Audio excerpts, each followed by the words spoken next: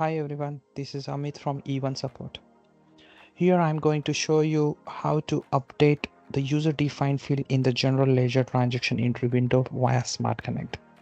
Okay, so Microsoft's GP has added these two user-defined field like user-defined 1 and 2 in 18.3 version.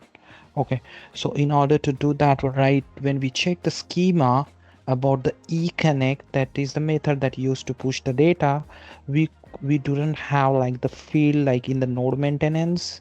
If you go to the financial general ledger, if you go to the GL transaction header insert, we couldn't see that the field mapping about for the user defined 1 and 2. This user defined 1 2 3 4 5, it's only for the developer use, not that one. Basically, I'm in short, like I'm going to talk about like these two fields, how we can update these two fields. Okay, so now I have a mapping. I can show you. I have created one sample integration. When I have like a source, if I preview my source, I can see like this is my bash and this is my user defined two columns, this test one and the test two. Okay, this is my debit and credit. This is my basically I'm going to create a two general entries for the $1,000 and $2,000. Okay, and this is my user defined 2 and user defined 1 field. Okay, so if I go to these generals, create generals, I cannot see that the field mapping over here. Okay, so basically that in order to do that one, you have a simplest method like this data used to store into the GL 10,000 table. Okay, in the if you check the GL 2000 table, this is stored into these two fields. Okay, so basically I can go through and I can create like a simple update statement, like I can go to and pass it. This is my GP rolling column, I'm going to use it. Okay, and if I see like this is I'm incrementing this number, and I can see like this is my financial, I'll get the next number from the GP, and I can use this. I need to mark that use for global variable, so I can get that number into my script. Okay, so the easiest method is to update that field as a post task. Like, hey, I can create like a simple run task that run if the document succeed. I can right click on it, go to the new task and click on the run SQL command. Okay, this will pop out it for you like this, and then here I'm going to give the task name, update user define. I'll choose my connection, which is SQL connection. I'll choose which database it is, my company database, and I'll write the simple statement is about like update GL 10,000 and set my these two fields. Okay, same fields that I have to talk about here. User defined text 01, user underscore define underscore text 02. I'm going to update it. I'll put it in a single quote, my source column and my another source column where the general entry is equal to global rolling column. So I have been marked that option use as a global variable, so I can use it.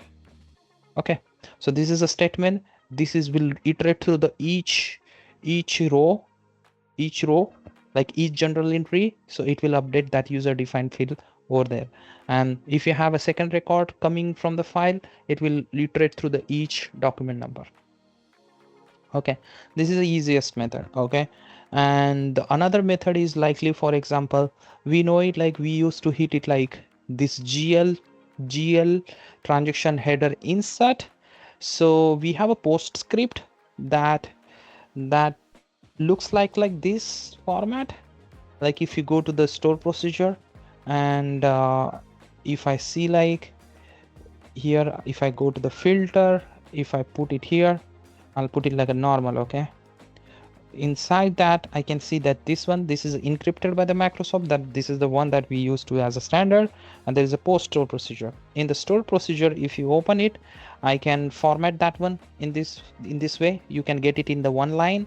You can format like in this like a column structure. Okay, and in the bottom I can simply add my custom code inside. Okay, I can check like my user defined 3, which is equal to SmartConnect, and I can do my update user define this one. So basically I will pass that user define, like my user defined source column, I will map it to the user defined 1 and user defined 2, and this will be stored into this variable, and I'm going to pass the user defined 3 as a smart connect, basically over here like this. I can show it to you. So I'll go here in the about node. Just for a second, I'll put it like a local constant here. Okay, and I'll map it to the user defined 1 and user defined 2. This is also like when you don't have, this is also you can use it when we don't have the SQL connection that you want to you can update through the post script, or this is also more likely same like if you want to modify. So basically I put this smart connect only for the thing is like, hey, this store procedures can be used in somewhere else. So basically I want to just restrict it to that, you know, to call it like, hey, you have a value here, passing it, and the user defined when it is a smart connect, then it will only trigger it only for the smart connect to filter it out. Okay, not for any other sources that you are eating and creating the general entry from. Okay, so I'll unmap it now. Let me show you.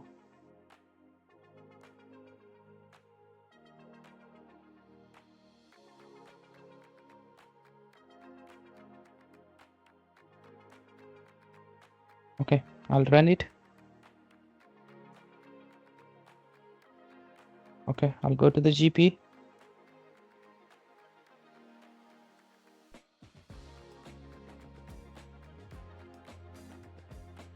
I can see here, this is my test 1 and test 2. I'll go to the next record. It will come as next test 3 and test 3.